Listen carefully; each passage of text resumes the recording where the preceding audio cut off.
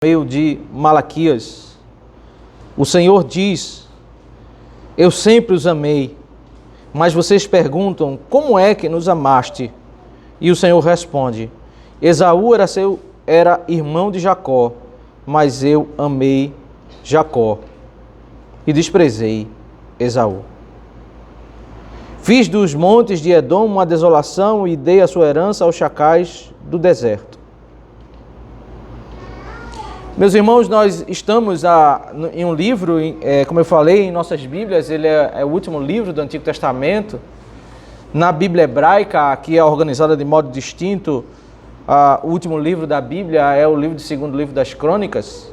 Nós temos o Pentateuco, e depois na estrutura da Bíblia hebraica nós temos uma lista de livros que são chamados de profetas anteriores e depois profetas posteriores.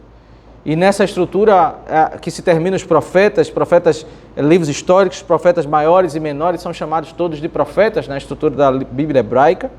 E depois os livros finais, que são livros escritos, e também primeira e segunda crônicas. Dentro desses livros escritos está, juntamente com Jó, Salmos, Provérbios, Eclesiastes, está o livro do profeta Daniel e o livro de Ruth. E se termina o livro ali de 2 Crônicas. Mas nós percebemos que a intenção dessa reorganização, que não muda em nada o conteúdo do texto, é tentar relacionar esse contexto, que de fato o contexto do profeta Malaquias é o contexto mais próximo historicamente, se nós pensarmos cronologicamente, dos primeiros dias ali de Mateus, né? Aqui nós estamos 100 anos após o retorno do cativeiro. Então o povo de Israel vai para o cativeiro babilônico, né? Esse contexto de Isaías que nós estamos estudando, eles vão para o cativeiro babilônico, depois eles vão voltar. Temos o contexto de Esdras, Neemias, né? Mais próximo do retorno do cativeiro, Ageu e Zacarias, e um pouco mais adiante o profeta Malaquias, após já um tempo, né? 100 anos após o retorno do cativeiro babilônico. E é um tempo marcado por grande frustração. Imagine você passar ouvindo essas profecias do profeta Isaías, Jeremias, Ezequiel, Isaías e Ezequiel, mais abundantemente, que falavam sobre esse grande derramar de Deus, esse tempo abundante. E eles voltaram e tudo era muito simples, né? Havia uma profecia no livro do profeta Ezequiel que falava sobre um templo glorioso, algo muito grande, algo muito mais abundante. E a Bíblia diz que quando eles voltaram, essa é uma das características do profeta Ageu, eles ao chegarem e começarem a trabalhar, né, a dinâmica de Esdras, Neemias, Ageu e Zacarias trata muito sobre essa reconstrução do templo, quando eles voltam com a permissão do rei, eles voltam para reconstruir o templo, para ali adorar, voltar a oferecer sacrifícios, porque no tempo do exílio eles não poderiam oferecer sacrifício, eles tinham que oferecer apenas no templo. Eles chegam e a Bíblia diz que quando fica pronto o templo, os mais velhos começam a chorar. É um choro de desânimo, porque esse choro é retratado no livro do profeta Ageu, porque eles acreditavam que eles veriam um templo muito mais glorioso do que o templo nos dias de Salomão, só que o que eles veem é uma estrutura muito mais simples. E o livro do profeta Ageu, ele explicava exatamente isso, que a glória não era num aspecto externo. O povo de Israel demorou a entender isso, né? E ele padece ao não contemplar a glória, o processo da revelação sendo a glória, não nos símbolos, mas os símbolos caindo, e agora naquilo que Deus falava, naquilo que Deus se revelava no próprio Deus, ao ponto de Jesus aparecer e dizer que Ele é o próprio templo. Ele é o templo. Ele faz essa correlação quando ele diz, olha, destruam esse templo. Quando os apóstolos estavam admirando, olhando para o templo, ele diz, destruam esse templo que eu vou reconstruir ao 3º dia. Ele estava conduzindo os seus discípulos a não olharem mais para aquela estrutura, já nos dias do Novo Testamento, já uma estrutura já reformada por Herodes, uma estrutura mais suntuosa. E ele diz, não era nele a glória, mas naquela estrutura física, mas na pessoa de Jesus Cristo. Mas eles não entenderam isso e havia um grande desânimo, porque 100 anos após o cativeiro, eles voltaram, é verdade, mas eles não voltaram completamente livres, eles estavam ainda sob domínio de povos pagãos, sob o domínio dos persas, pagavam impostos, tinham uma situação financeira muito difícil, e é um tempo marcado por um desânimo, e esse desânimo da apatia espiritual, e é inevitável isso na história bíblica, nós vimos no livro do profeta Isaías, capítulo 43, isso percorre a história. A apatia espiritual do povo, ela se revela no modo como o povo, no vigor de um povo, ao adorar ao Senhor, ao se encontrar com Deus, ao corromper o culto, ou a se manter fiel ao culto, segundo aquilo que o Senhor revela na sua palavra. Por isso, nesse contexto de apatia, o livro do profeta Malaquias, ele vai dizer isso no capítulo 3 e capítulo 4, que é um livro de preparação para o povo receber o Senhor, se encontrar com o Senhor. E o Senhor tem um problema para tratar com o povo, e é o problema sobre culto. Esse é um tema predominante do livro. Como eles estavam se desviando da adoração. O culto, quando nós usamos o termo culto, nós podemos usar em dois sentidos, e é assim que a Bíblia usa culto, no sentido de viver como um culto a Deus, tudo que nós fazemos, devemos fazer para o louvor da sua glória. Esse é um sentido desse termo, mas o profeta Malaquias, ele está lidando não no sentido mais amplo, mas no sentido mais específico sobre o momento em que o povo se reúne para invocar o nome de Deus e apresentar seus louvores, suas orações e ouvir a voz do Senhor, o momento do culto solene, o ajuntamento solene. É sobre isso que o livro trata. E você vai ver uma estrutura que nós vamos ver claramente em dois movimentos no capítulo 1, que se repete quase que sempre no livro do profeta Malaquias. Temos essa estrutura. Deus faz uma declaração, o povo questiona essa declaração e Deus apresenta a sua resposta, refuta o questionamento levantado pelo povo. Então o versículo 1 diz: sentença pronunciada pelo Senhor contra Israel por meio de Malaquias. O Senhor diz: eu sempre os amei. Essa é a afirmação do Senhor. Essa palavra que é traduzida por sentença no versículo 1, ela carrega como seria a característica dessa profecia, porque literalmente isso poderia ser traduzido por peso. Os leitores estavam entendendo que seria uma palavra pesada, uma palavra de exortação, uma palavra de confrontação. Deus iria corrigir o seu povo. Não seria uma palavra de, ainda que eles pudessem, o objetivo era eles caminharem mais e corrigirem os seus caminhos para estarem melhor em adoração com o Senhor, mas a palavra era uma palavra pesada, uma palavra de exortação, pronunciada contra Israel, contra o povo, por aquilo que eles estavam fazendo. O Senhor estava denunciando, o Senhor estava confrontando alguns atos equivocados de adoração, alguns atos que estavam sendo realizados pelo povo de Deus, mesmo depois de terem voltado do cativeiro babilônico, mesmo depois de terem sido abençoados com o retorno, com o livramento daquela vida tão miserável. Eles estavam fazendo coisas equivocadas diante do Senhor, e o Senhor agora está tentando corrigir, tratando o coração deles. O Senhor diz: eu sempre os amei. Eu sempre os amei. Eu vos tenho amado, ou eu sempre tenho amado vocês. Essa é a ideia. O amor de Deus, ele não é algo circunstancial, não é porque agora vocês voltaram do cativeiro babilônico que eu amo vocês. O Senhor amava o povo antes do cativeiro. O Senhor amava o seu povo quando eles estavam sendo tratados disciplinarmente. O Senhor estava tratando eles quando eles voltaram do cativeiro, amava eles, mesmo que eles não estavam tendo tudo aquilo que eles desejavam no coração deles. Não era o templo que eles queriam, não era a circunstância que eles queriam de não ter que pagar impostos.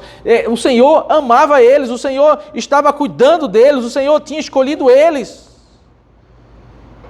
Mas como é que o povo reage diante dessa afirmação? Imagine um povo que não está tendo todos os seus sonhos, seus anseios sendo realizados, um povo desanimado, e Deus diz: eu amo vocês. Quando o nosso coração e quando o coração do povo de Israel estava muito preso a sonhos, anseios, a eleição do Senhor, não aquilo que Deus estabeleceu como principal da vida, que é o culto, a adoração. Naturalmente nós começamos a levantar questionamentos e começamos a fazer aquilo que Israel fez, é tentar medir o amor de Deus por nós pela concretização dos nossos sonhos. E esse é um grande erro. É um grande desvio da nossa vida. Todos nós temos anseios, temos sonhos. E certamente, meus irmãos, nós teremos sonhos realizados nessa vida, nós teremos sonhos que não serão realizados nessa vida. Essa vida não nos dará aquilo que só teremos na glória.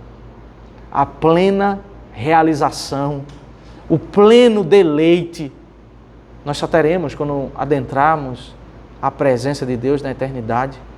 Por isso essa vida ela é marcada por deleite quando nós adentramos as primícias desse relacionamento com o Senhor, mas nós não vemos o Senhor completamente face a face, nós não desfrutamos de uma vida completamente livre de problemas, livre de pecado, livre das sequelas do pecado, as doenças, os males, os homens malignos.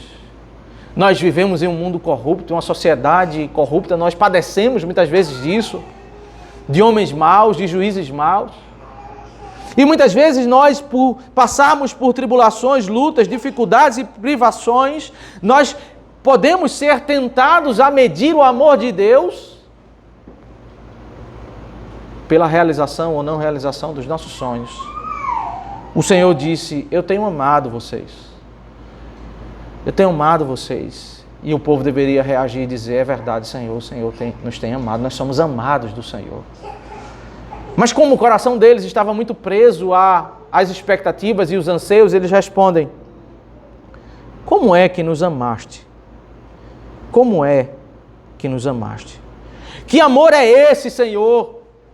Se eu tenho problemas, se nós voltamos e ainda estamos sob o domínio dos persas, se nós voltamos e ainda temos que pagar impostos, se tem pessoas que querem prejudicar a nossa adoração, como nós vemos no livro de Esdras e Neemias, perseguidores. Esse questionamento, meus irmãos, ele é levantado porque o nosso coração, isso é um perigo que todos nós podemos cair, está muito mais preso às circunstâncias transitórias desse mundo do que propriamente a maior de todas as coisas, o nosso relacionamento com o Senhor.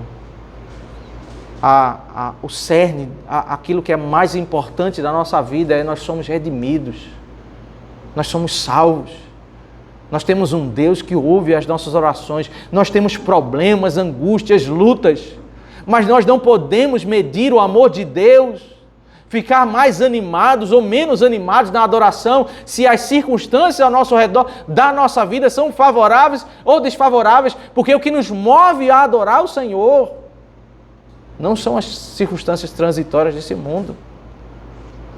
Diante da pergunta de um coração tão desviado de onde nós devemos manter o nosso foco ao adorarmos o Senhor ele trata sobre a doutrina da eleição. A resposta do Senhor diante dessa pergunta do povo, desse desagrado do povo, e o Senhor responde: Esaú era irmão de Jacó, mas eu amei Jacó e desprezei Esaú. Pergunta que aquela mãe fez quando os filhos estavam lutando no ventre. Ela se dirige ao Senhor e quer saber por que aquelas duas crianças estão lutando no ventre. Eles não tinham nem nascido e o Senhor já diz àquela mãe que aquilo estava acontecendo porque haviam dois povos. Haviam dois tipos de pessoas ali, um salvo e um não salvo. Esse texto de Gênesis capítulo 25 que Paulo pega para explicar a doutrina da eleição em Romanos 9. Esse texto de Gênesis 25 que é explicado em Malaquias 1 e Paulo pega esses termos de Malaquias 1 para fazer o detalhamento que ele faz em Romanos 9. Deus está dizendo, olha, a prova do meu amor por vocês é porque vocês foram eleitos. Porque eu amei a Jacó, eu amei ele antes dele nascer, eu escolhi ele. Paulo vai dizer em Efésios 1 que nós fomos escolhidos antes da fundação do mundo. Quando o nosso coração, meus irmãos, está abatido pelas circunstâncias desse mundo, porque os nossos sonhos não são realizados, porque talvez a estrutura que nós pensávamos que viveríamos quando voltamos do cativeiro babilônico, não encontramos. É nessa verdade que o nosso coração deve encontrar alegria, motivação para a adoração, é porque nós somos salvos. O fundamento não é porque, como algumas pessoas tentam nos dias de hoje acalmar o coração de pessoas com problemas e crises, dizendo, certamente os seus problemas serão removidos. Nós não podemos dizer isso, meus irmãos. Alguns problemas podem ser removidos, Deus é poderoso para tirar problemas de nossas vidas, mas Ele também é soberano para não tirar problemas.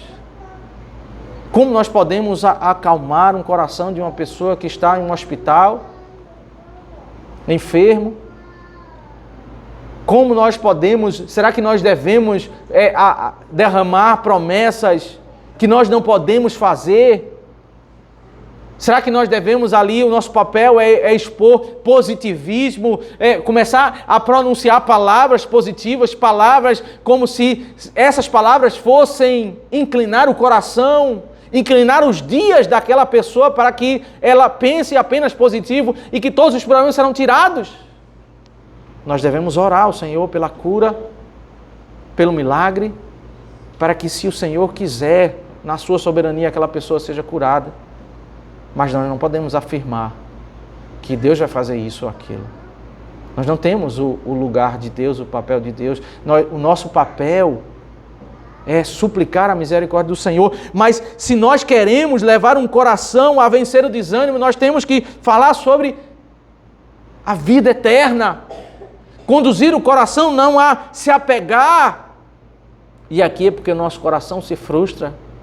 É porque nós somos muitas vezes muito apegados às questões transitórias desse mundo e pela nossa realidade frágil, é impossível muitas vezes não sermos tão apegados a isso, mas temos que educar o nosso coração a amar mais o céu do que a terra, a amar mais a eternidade do que a nossa vida terrena. E quanto mais o nosso coração for inclinado a pensar e meditar na eternidade, menos nós vamos sofrer, menos nós vamos ficar desanimados na adoração quando nós enfrentarmos circunstâncias nesse mundo que nos abate. Porque nós podemos olhar para Deus e ver que o Senhor nos ama. É porque nós estamos aqui. Nós somos amados de Deus, nós somos eleitos do Senhor. Esse é aqui onde eu vou medir o quanto Deus Ele me ama, o quanto eu sou importante para o Senhor, o quanto eu não fui desprezado. Porque se eu atentar agora para a realidade dos descendentes de Esaú, que representa todos os incrédulos, todos os não eleitos, na Bíblia eles passam agora a ser denominados como filhos de Esaú ou edomitas. O Senhor desprezou Esaú, fiz dos montes de Edom uma desolação e dei a sua herança aos chacais do deserto. Você pode olhar para a história de Esaú e vai ver que Esaú, que a princípio se tornou até poderoso financeiramente naqueles dias, quando Jacó volta da terra de Labão, ele tem posses, ele tem exército, mas ele foi destruído, a sua história foi destruída porque a bênção do Senhor não estava sobre ele. E aí Esaú ele é substituído, né? Você vai ver às vezes Deus fazendo referência a Esaú e às vezes de um termo mais pejorativo é atribuído a Esaú, que é o termo Edom. Edom, meus irmãos, é aquela palavra que aparece lá em Gênesis quando Esaú ele escolhe o prato de comida para substituir e troca pela primogenitura. A palavra hebraica para descrever aquele prato avermelhado. A palavra é Adom. Ele escolheu o prato Adom, um prato avermelhado. E a Bíblia diz que por isso ele passou a ser chamado de Edom, uma variação da palavra, como que o adjetivo que as pessoas começaram a reconhecer ele foi: este é o avermelhado. Avermelhado passa a ter essa conotação na Bíblia daquele que despreza as coisas de Deus pelas coisas dessa vida.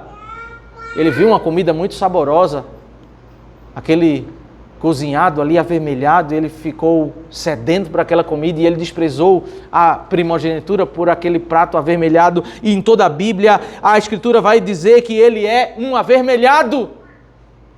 Ele é alguém que coloca as coisas desse mundo no primeiro lugar. E como se descreve os homens que não conhecem Deus? Eles são edomitas. Eles são avermelhados. Eles trocam as riquezas de Deus por coisas desse mundo. Olha para a vida dos avermelhados e vê como eles estão em desolação, como a história dessa descendência foi uma história destruída. E o Senhor ainda diz, olha, eles podem até tentar melhorar a vida deles. E é isso que diz o verso 4. Se Edom disser, fomos destruídos, mas vamos reconstruir o que está em ruínas, o Senhor dos Exércitos responderá, eles podem até reconstruir, mas eu vou derrubar outra vez. A terra deles será chamada a terra da maldade, povo contra quem o Senhor está irado para sempre. Vocês verão isso com os seus olhos e dirão, o Senhor é grande, também fora das fronteiras de Israel. Olha para a tua vida. Ainda que nós temos sonhos não realizados, você consegue perceber como é terrível a vida de alguém que tem essa afirmação por não ser salvo, não ser eleito do Senhor. O Senhor está irado para sempre com ele. Essa é a diferença de nós para com os ímpios, meus irmãos. É que sobre eles repousa a ira de Deus, eles podem até ter sucesso momentâneo, temporário. Mas sobre eles sempre vão ter ruína nos seus caminhos, porque a ira do Senhor está contra eles. Os momentos circunstanciais de êxito, de prosperidade, eles não anulam o fato de que a ira do Senhor está voltada e Deus vai visitar eles com ira. E nós passamos por dificuldades, mas nós temos um Senhor que nos ama. Um Senhor que revela a sua verdade. A doutrina da prosperidade, meus irmãos, ela é aplicada muitas vezes por nós, quando nas nossas boas intenções nós queremos acalmar o coração dos nossos irmãos enlutados, irmãos enfermos. Nós queremos, na virada do ano, falar profeticamente, dizer que o ano vindouro vai ser, o ano que está por vir, vai ser um ano abençoado, um ano cheio de dádivas, um ano isso, aquilo, e nós queremos anunciar a vitória e falar isso, aquilo. E de fato, meus irmãos, será que nós realmente podemos fazer isso? Nós podemos suplicar, mas nós não podemos afirmar. Nós podemos clamar pela graça, pela misericórdia, trabalhar para que os nossos caminhos sejam abençoados. Mas nós não podemos afirmar. O que nós podemos fazer para acalmar um coração aflito, para encorajar um irmão desanimado, é exatamente conduzir o seu coração a pensar no céu, pensar mais na glória do Senhor. Como que você vai acalmar um coração de uma mãe que acabou de sepultar o filho? Um coração de um avô que acabou de sepultar o neto? A teologia da prosperidade não encaixa nessa circunstância, porque nada que a pessoa possa ter nesta vida vai substituir aquela perda. Nós não podemos ter neste mundo as respostas para todos os nossos dilemas. O povo estava desanimado, Deus diz assim, olha, fica tranquilo, porque daqui a 6 meses eu vou mudar e eu vou dar a vocês um templo melhor, eu vou tirar os impostos. Deus não fala isso, Deus olha e diz para ele, olha a doutrina da predestinação. Olha a doutrina da eleição que foi anunciada em Gênesis capítulo 25. É aqui que vocês têm que conduzir o coração de vocês a entender o quanto eu amo vocês. É nesta verdade. Foi dita àquela mulher, àquela mãe que estava aflita, a explicação que é dita para acalmar o nosso coração diante de dias desanimados. Eu estou desanimado por prejuízos que eu tenho na terra. Prejuízos que muitas vezes nos abatem. E certamente devem nos abater, porque nós não vamos celebrar as dificuldades que nós temos nesse mundo. Mas onde o nosso coração vai encontrar conforto e encorajamento para sairmos e adorarmos o Senhor? É no fato de que nós somos eleitos. É no fato de que nós fomos redimidos. Eu estou conduzindo dessa forma o meu coração a não olhar para as circunstâncias transitórias desse mundo como motivação para eu adorar o Senhor. E um dos grandes desvios que nós podemos cometer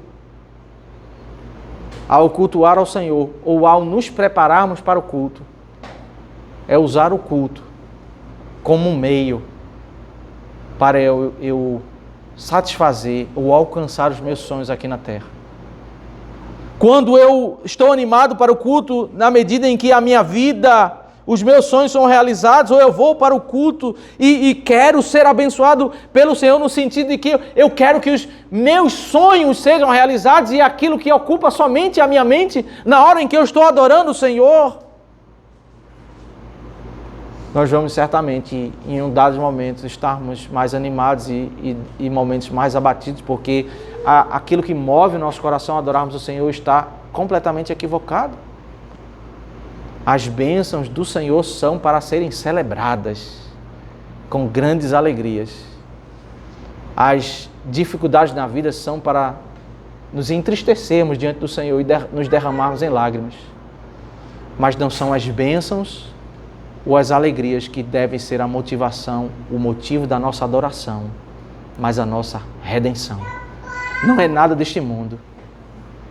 Não é o fato de eu ter recebido uma bênção, de eu ir alcançar uma bênção, de eu ter tido um prejuízo. Nada disso deve ser o foco, deve ser aquilo que move o meu coração. Eu vou adorar o Senhor porque Ele me redimiu.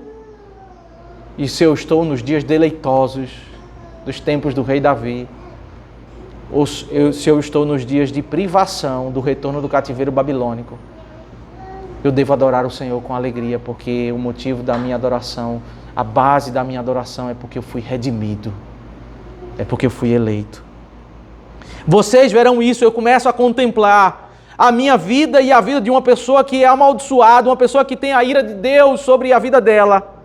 E eu começo a ver isso e ver essa profecia de redenção além das fronteiras de Israel, que diz o versículo 5, e começo a mover o meu coração para, de fato,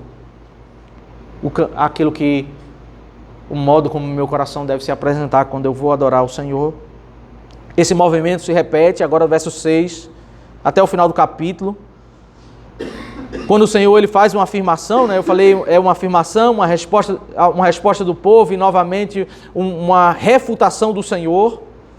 Essa tríade ela é repetida no verso 6, o filho honra o pai e o servo respeita o seu senhor. Se eu sou pai, onde está a minha honra? E se eu sou o Senhor, onde está o respeito para comigo? Eu, o Senhor dos Exércitos, pergunto isso a vocês, sacerdotes que desprezam o meu nome, mas vocês perguntam, como desprezamos o teu nome?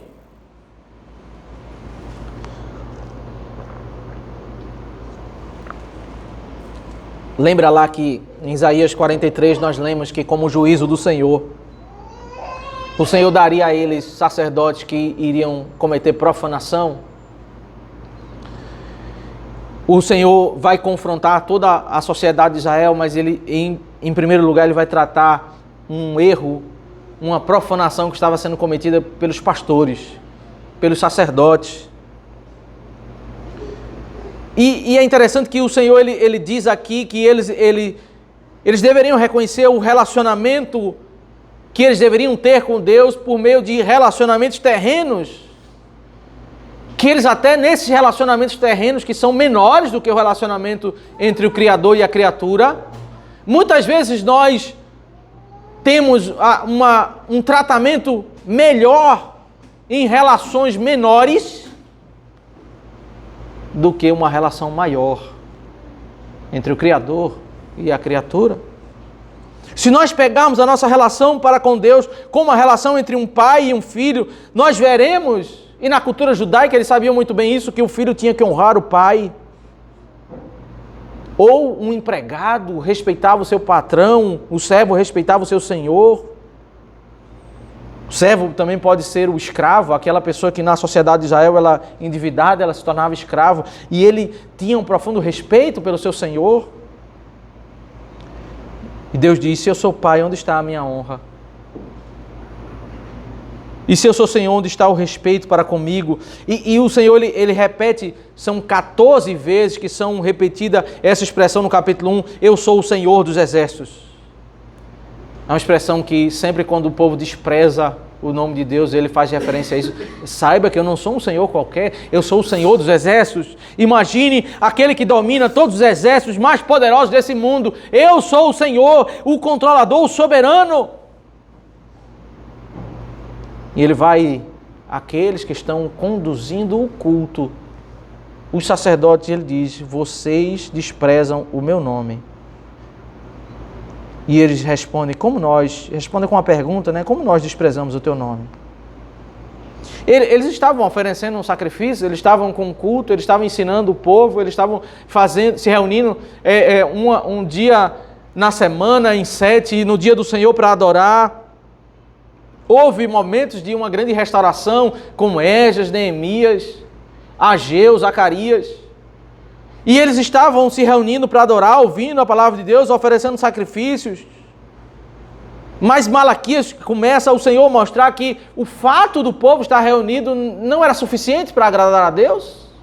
O fato do povo estar apresentando sacrifícios conforme, pelo menos em parte, a lei expressa ali nos termos do livro de Levítico não era suficiente para agradar o Senhor, porque eles estavam se equivocando na valorização, no respeito àquele que era a quem eles deveriam entender que era o motivo da alegria deles, aquele que escolheu eles, aquele que redimiu eles. Como nós desprezamos o teu nome? Eles estavam, só o fato, meus irmãos, de eles serem sacerdotes e eles estarem exclusivamente ali trabalhando para estudar a palavra, para discernir. E o papel do sacerdote aqui era um papel de estar, o primeiro ato do sacerdote na adoração, quando o povo se aproximava, era estar na porta do santuário, do lugar santo, onde o povo não entrava no lugar santo. E eles ficavam ali avaliando as ofertas que o povo entregava. O sacerdote, mediante a palavra de Deus que eles estudavam, eles deveriam julgar e anunciar ao povo, dizendo: isso é agradável ao Senhor pela palavra de Deus, isso não é agradável ao Senhor pela palavra de Deus. Eles tinham o papel de aprovar ou reprovar aquilo que o povo entregava. Essa era a tarefa do sacerdote. Ele diz: vocês oferecem pão impuro sobre o meu altar e ainda perguntam em que te havemos profanado? Nisto de pensarem que a mesa do Senhor pode ser desprezada quando vocês oferecem em sacrifício um animal cego, será que isso não está errado? E quando trazem um animal coxo ou doente, será que isso não está errado? Ora, experimente oferecer um animal desses ao seu governador, será que ele se agradará de vocês ou será favorável a vocês? Diz o Senhor dos Exércitos. Agora, meus irmãos, o próprio Deus começa a exemplificar, a detalhar esse desprezo, e o desprezo não é visto na ausência do culto, na ausência da aproximação, mas na qualidade dessa aproximação. Eles entregavam uma adoração ao Senhor, mas a Bíblia estabeleceu, o Senhor estabeleceu na sua lei que deveria ter termos que deveriam ser seguidos, de como o animal deveria ser oferecido, o animal não poderia ter defeito.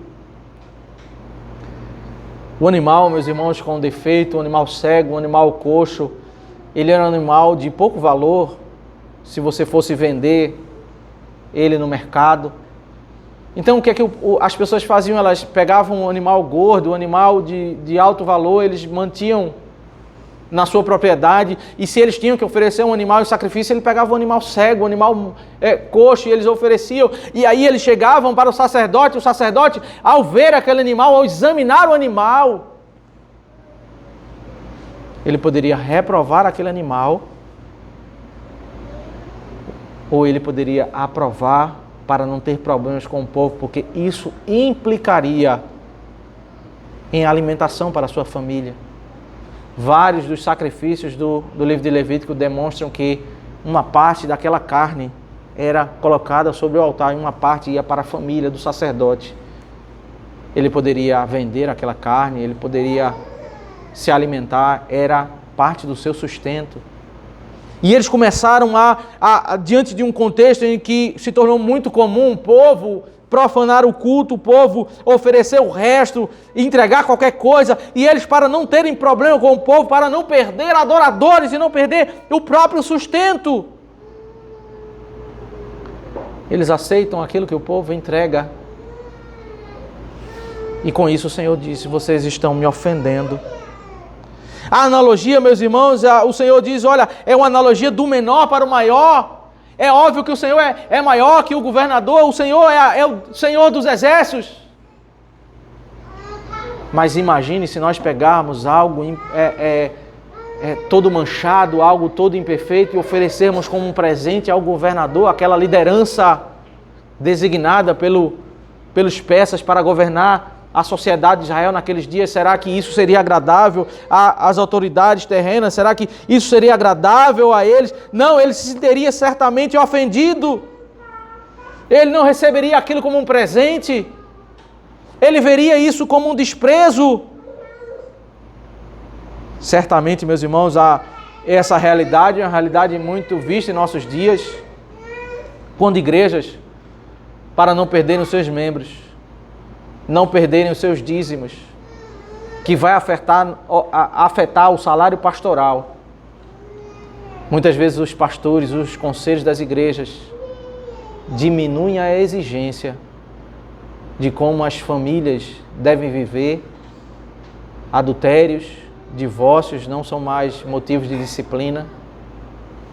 Pessoas não são afastadas mais da Santa Ceia, porque se aceita qualquer animal impuro que é trazido ao altar, porque ao rejeitar, a igreja vai ter um prejuízo financeiro. É a mesma realidade do livro do profeta Malaquias. O primeiro problema que existe aqui é um problema do Senhor com o sacerdote.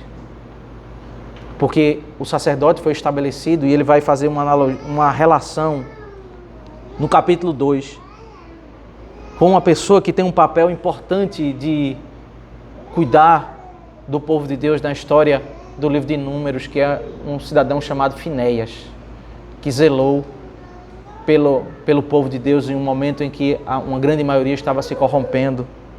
O papel do sacerdote, meus irmãos, é julgar o povo de Deus, a oferta, julgar exatamente o culto, conduzir o culto de modo que seja não agradável ao povo.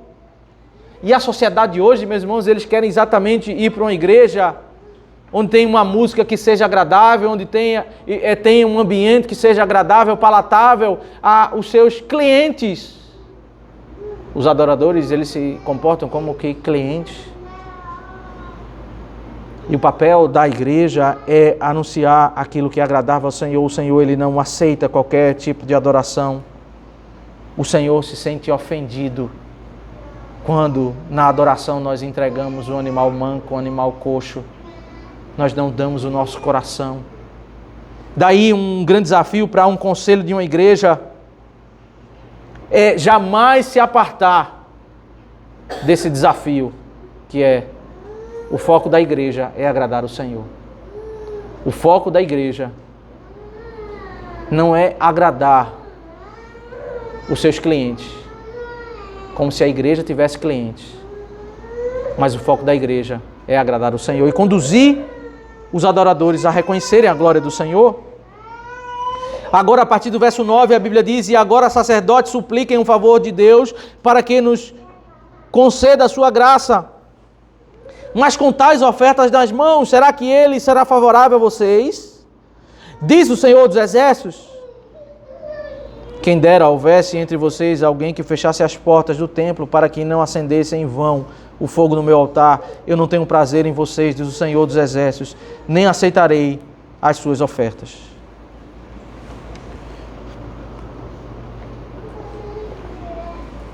Algumas pessoas acham que por eles serem filhos de Deus, por serem amados de Deus, eles têm como um cheque autorizado ou uma autorização do Senhor, que todos os nossos atos serão aprovados pelo Senhor. E esse livro que começa com uma afirmação muito clara, cristalina, dizendo que Deus ama eles, é o mesmo Deus que diz: eu não estou feliz com o culto que vocês estão apresentando a mim. Veja, Deus, ele não é que Deus está rejeitando o seu povo, Deus ama eles e diz que é para eles reconhecerem o amor dele, mas Deus não está se agradando desse culto. O fato de pessoas professarem a fé verdadeiramente, serem verdadeiros crentes, não significa, meus irmãos, que Deus vai ter prazer em tudo que eles fizerem no culto.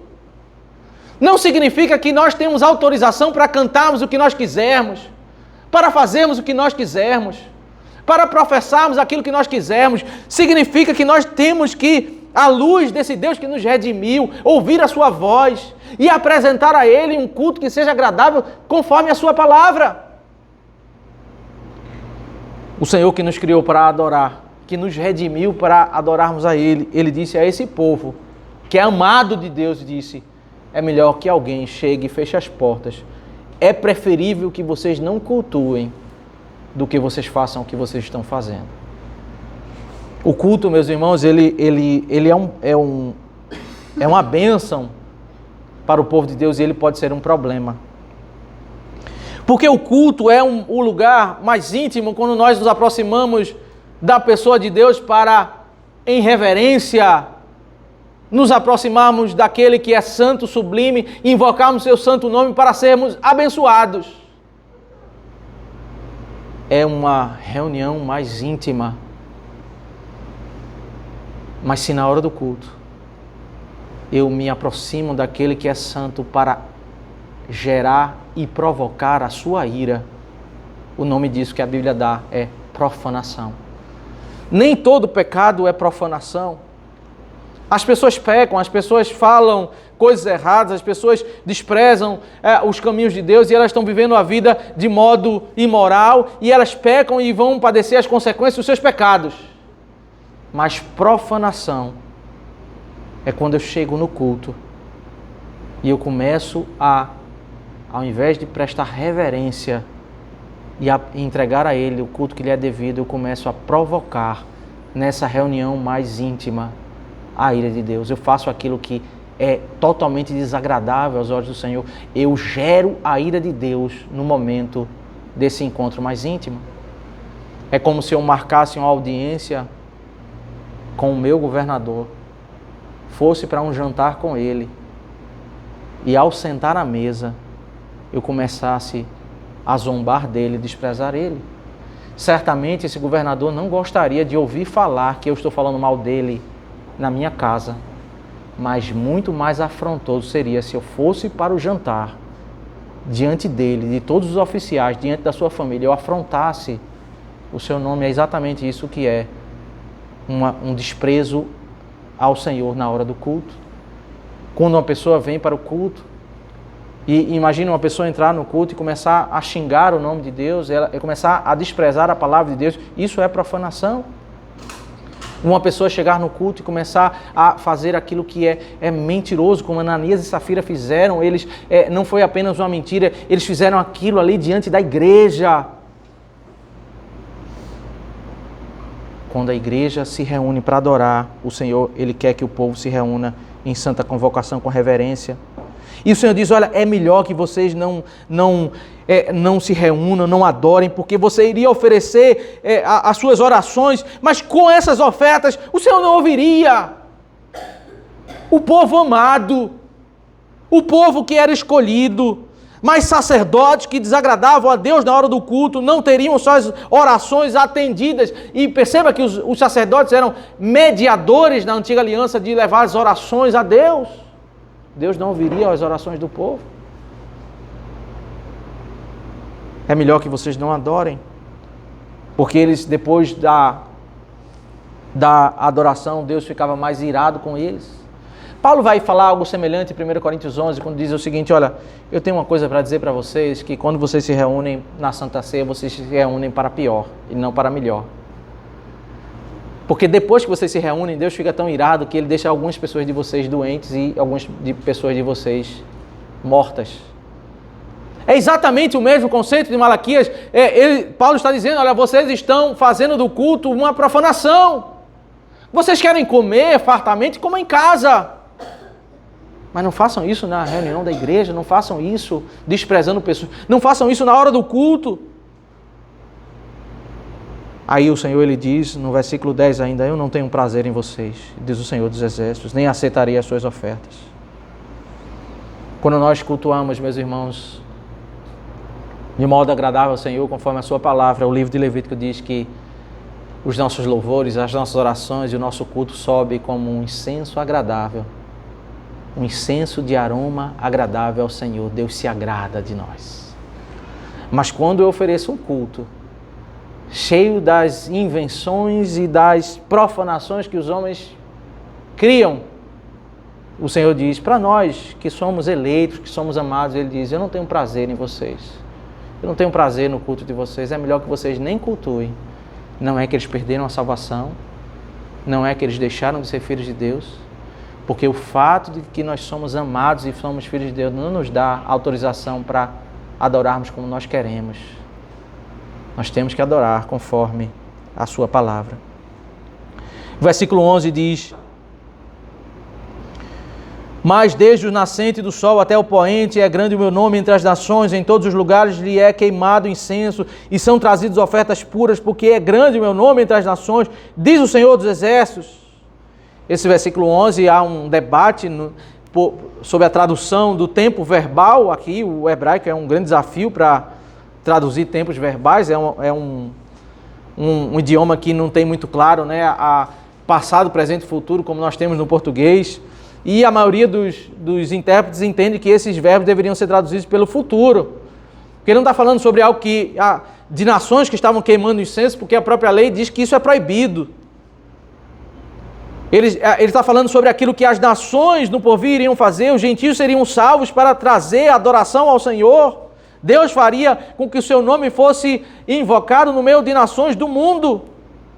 Mas ele volta a confrontar o povo de Israel quando diz: mas vocês estão profanando o meu nome, quando pensam que a mesa do Senhor é impura e que a comida que é oferecida sobre ela pode ser desprezada. E vocês dizem ainda: que canseira. E torcem o nariz para isso, diz o Senhor dos Exércitos. Oferecem animais roubados, coxos ou doentes. Vocês acham que eu vou aceitar isso? Diz o Senhor. Maldito seja o enganador, que tendo um animal sadio no seu rebanho, promete e oferece ao Senhor um defeituoso, porque eu sou o grande rei, diz o Senhor dos Exércitos, e o meu nome é terrível entre as nações. Eu creio, meus irmãos, que a grande aplicação desse texto não é falar sobre dízimo. O paralelo sobre as pessoas entregarem animais no Antigo Testamento, ela encontra o paralelo, ainda que há uma correlação sobre pessoas que eram avarentas no Antigo Testamento. E que há um problema, certamente, na realidade de pastores que estão muito mais centrados na vida financeira e se corrompem, né, na pregação fiel, na aplicação da disciplina, por medo de não perder membros e não perder finanças. Isso é uma realidade e não podemos negar. O ponto que agora ele não apenas fala sobre os sacerdotes, mas ele fala agora sobre todo o povo, sobre aquele que entrega um animal defeituoso. O sacerdote aceitou, mas houve alguém que entregou. E esse que entregou, o Senhor adjetiva ele como enganador. Ele tem um animal sadio no seu rebanho, promete e oferece ao Senhor um defeituoso. O problema, meus irmãos, e isso se encontra em nossos dias em um coração que não sai para adorar a Deus do modo devido. não entende a sublimidade e a relevância do como o culto é para o Senhor. Nós somos eleitos, nós somos amados, mas isso não nos dá o direito de nos aproximarmos de Deus e entregarmos qualquer coisa ao Senhor. O modo, e é esse o ponto da narrativa que eu creio que é para onde nós somos levados a refletir, é o modo como nós tratamos a Deus no culto, revela o quanto Deus é importante para nós. O governador, nós tratamos com honra. O nosso pai, nós tratamos com honra. Mas o modo como nós tratamos a Deus no culto revela o quanto Deus é importante para nós, o quanto Deus é grande para nós. O argumento é porque eu sou grande rei, diz o Senhor dos Exércitos, e o meu nome é terrível entre as nações. Como nós, meus irmãos, temos medido o amor de Deus por nós e como isso tem influenciado na nossa adoração ao Senhor. Quando chegamos para cultuar ao Senhor com um coração murmurador, questionador, desanimado, chateado com o Senhor, porque estamos passando por circunstâncias, nós nos desviamos de uma verdade fundamental. O amor de Deus deve ser medido por nós pelo fato de que nós somos eleitos do Senhor. Quando associamos o amor de Deus a coisas transitórias da vida, nós vamos chegar para cultuar desanimados. O nosso ânimo ele vai estar sempre associado a ter realizado sonhos ou não. Quando os sonhos forem realizados, nós estaremos eufóricos. Cantaremos com euforia. Mas quando tivermos problemas, nós nem cantaremos. Talvez até faltaremos ao culto. O culto será para nós como uma transação comercial. Eu vou para o culto para pedir a Deus pelas minhas bênçãos, meus sonhos. O culto será um mero meio para alcançar os meus anseios terrenos dessas coisas transitórias e não será o alvo que é para o qual eu fui criado, para louvar a Deus pela eternidade, pela eleição e porque eu vou para a eternidade. Cultuar a Deus, meus irmãos, exige reconhecimento do seu amor. Se nós queremos cultuar a Deus devidamente, esqueça os seus problemas, esqueça os seus sonhos. Tanto as dádivas como os problemas não devem ser o foco na hora que estamos adorando o Senhor. Nós, quando vamos adorar o Senhor, nós temos que meditar sobre a eleição e sobre a eternidade, sobre a obra da redenção. Por isso, na teologia da prosperidade, não somente a preparação para o culto é uma corrupção, mas o próprio tema que percorre o culto, quando as pessoas, na teologia da prosperidade, que é aplicada e muitas vezes em nossas igrejas, o alvo das aplicações, dos anseios, são apenas coisas terrenas. Você só vai medir a bênção de Deus se você receber isso ou aquilo. Você está conduzindo o Evangelho para coisas transitórias desse mundo, quando o Evangelho fala sobre vida eterna, sobre a eternidade. Certamente, meus irmãos, nós podemos também tirar uma aplicação nesse capítulo sobre o problema da passividade. Não ache que você pode, diante de Deus, chegar e dizer o seguinte: o pecado foi eles que cometeram.